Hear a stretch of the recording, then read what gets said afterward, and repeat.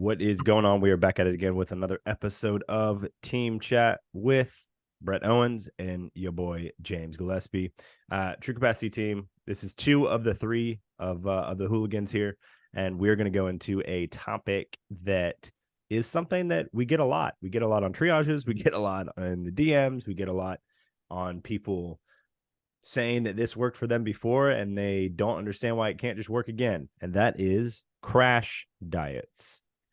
Brett, can you kind of walk us through, first and foremost, why this is important for us to talk about now as opposed to another time, why we haven't covered it before, and what's being brought up with it when you're talking to people? Yeah, I think a lot of it has to do. I mean, it's exactly kind of what you said is what I would like to really touch on, and that is it worked before, it should work this time too.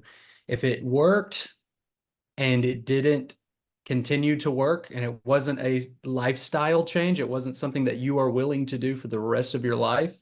If you're not doing it anymore, it didn't work. Um, I work with, I actually just brought on a new client who did keto. He lost, I think he lost like 50 pounds, probably more than that on doing keto. But the moment that took a bite of something that he really wanted to eat, it all fell apart. I wouldn't say he didn't gain all the weight back, but he he gained some of it back. He still wasn't happy. He felt miserable. When he did lose the weight, he was, he said he was skinny. He felt frail. He looked sickly. Some people thought he was looking sickly. His diet wasn't like it wasn't something that the rest of his family could follow, which was another thing. It was like it costs a lot of money to maintain, and you have to buy specific foods for yourself, and then the rest of the food goes to other foods go to the family because they're not on your special diet. And it's just not sustainable. So if it's not something that you can do as a lifestyle, like for your life, if it's not something you can do for the rest of your life, it's probably best that you avoid it and find something that you can do for the rest of your life. Because we're going to be eating for forever. We might as well at least enjoy it. Obviously, we don't want to enjoy it by gorging ourselves with junk, but you can still have those things and still live a healthy, sustainable lifestyle and lose weight at the same time. Yeah, I mean, with that point though, if you can't do it forever, you shouldn't do it at all. What if people said, like, hit you back with, well, I mean, I can't be in a deficit forever. So like, why would I do it now? Yeah, I mean, you can't be in a deficit forever, but I mean, I wouldn't recommend that you be in a deficit for the rest of your life. I think that you should get to a point to where like you do hit that goal weight. Like, hey, I want to lose 30 pounds. I'm 200 pounds. I want to get down to 170. It's like, okay, so we need to be in a deficit until we get to that 170. And then we find a way where we can maintain that 170 until you figure out a different goal. Because you might be at 170 and then want to build some muscle and gain a little bit of weight, but gain some good healthy weight. So it's like we need to be at a maintenance phase. And it's all kind of like we're not going to always be at a deficit and just feel terrible forever. Like we got to get to a good place where you want to be, and then we got to maintain that spot. Facts. Okay. So in your mind, why are people getting on crash diets in the first place? Why are they getting on things that are unsustainable? They want a quick fix. Does it give them a quick fix? I think it does. I mean, I think that I mean, like we've seen maybe the case is different for everybody, right? But I mean, I think we've seen over, at least in my experience and the people that I've talked to, it does have. I mean, like you'll lose weight. You'll lose weight in 3 months. You'll drop 50 pounds in 3 months, and that's just it's borderline eating disorder territory. You know. So yeah, I mean, I think it does give them a quick fix, but you get that quick fix, and then what? Like eventually, you're gonna realize this sucks, and I hate eating this way all the time, and you're gonna want to splurge and grab something that you like, and then a lot of times that's when all the dominoes fall over. So it's trying to find that 80-20 balance. I mean, like that's what I push with all my clients is having a diet where we focus on our calories, we focus on our protein, and that's 80% of it. And then 20% is the fun food. It's the stuff that you like. I mean, like even for me in particular, like I like candy.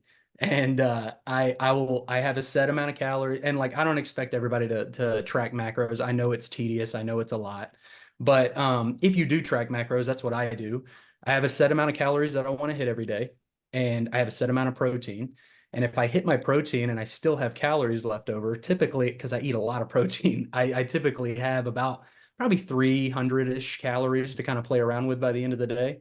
And then I just kind of do whatever I want with that 300 calories, 3 or 400 calories. I'll, have a little bit of ice cream or have a little bit of candy or something like that. And I still am able to maintain the physique that I like and that I want, while also eating the foods that I like. I'm just not eating a whole bag of potato chips. I'm not eating a whole bag of gummy bears. I'm eating roughly about 300 to 400 calories worth, if I want to a day.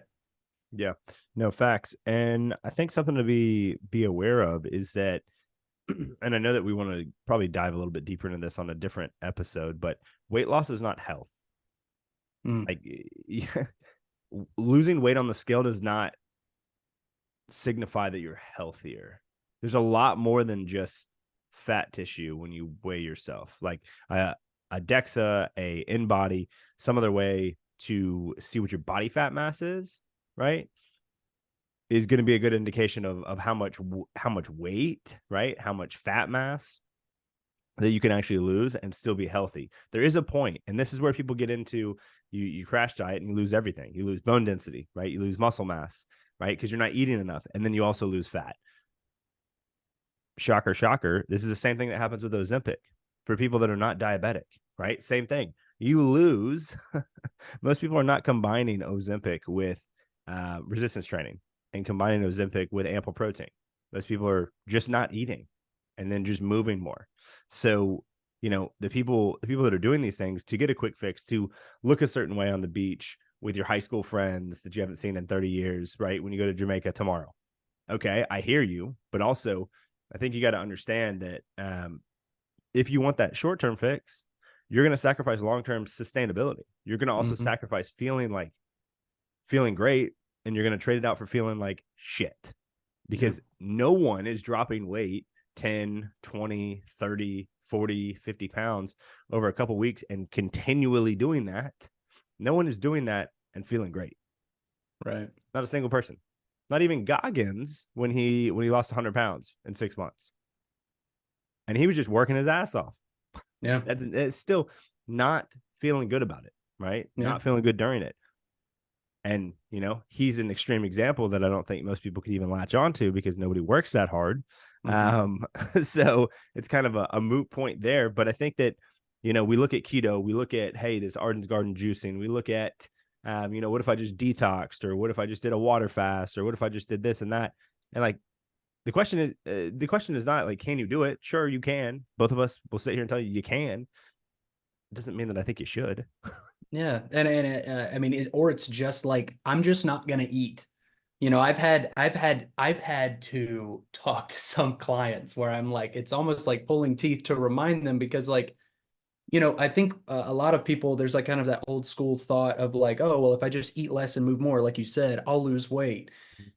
Yeah, but it will absolutely destroy your hormones. It will destroy your digestive system. Like there's so many things that can negatively affect. And I've done that before. Like I did it in the past. I've done I eat less, I work harder, like I work more, and it screwed up my hormones like crazy.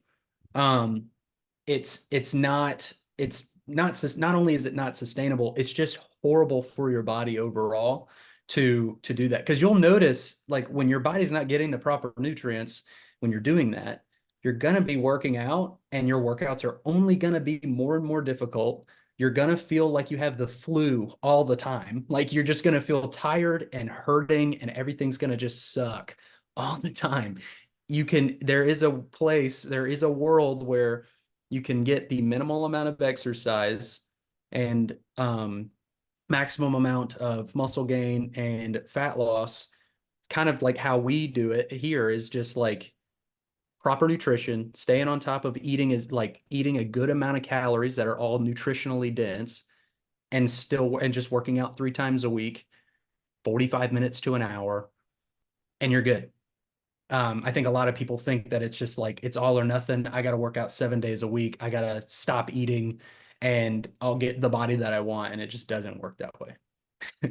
No, and I think this is something that I've seen with many clients. You can get the weight on the scale that you want doing that, but you're not going to necessarily get the composition you're looking for because Mhm. it's usually at the expense of muscle mass and it's usually at the expense of just being less capable, right? And you trip and fall down the stairs and you're breaking stuff as opposed to previously maybe you weigh a little bit more, but you look the way that you want and you have the capability to stop yourself from falling so you don't snap your ankle in half.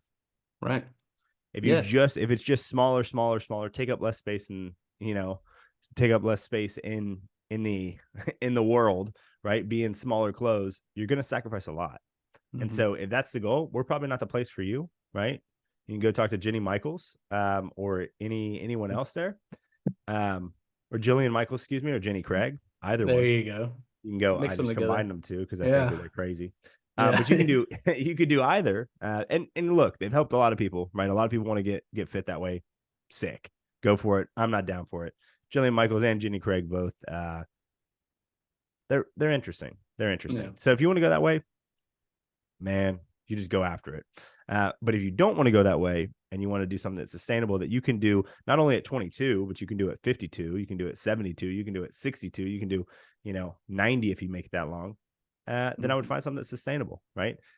Resistance training, more steps overall, right? So overall activity up, just zone two, right? More protein intake, no matter what demographic you are, and understanding that if you make some small changes and they stack on each other, you'll be in a much better place come 6 months, 12 months down the road. Yep. Absolutely agree. So fad diet's got to go. It's not for us. We're probably going to wrap up there. If you want to get in touch with Brett or we got a Facebook group, Body Transformation Secrets for Ambitious Professionals. That is on Facebook. YouTube, all of these episodes are there.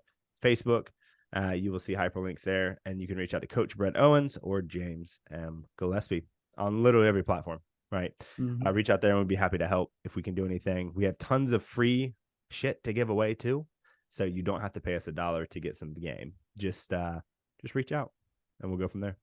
So I hope that was helpful, and we will catch y'all next time.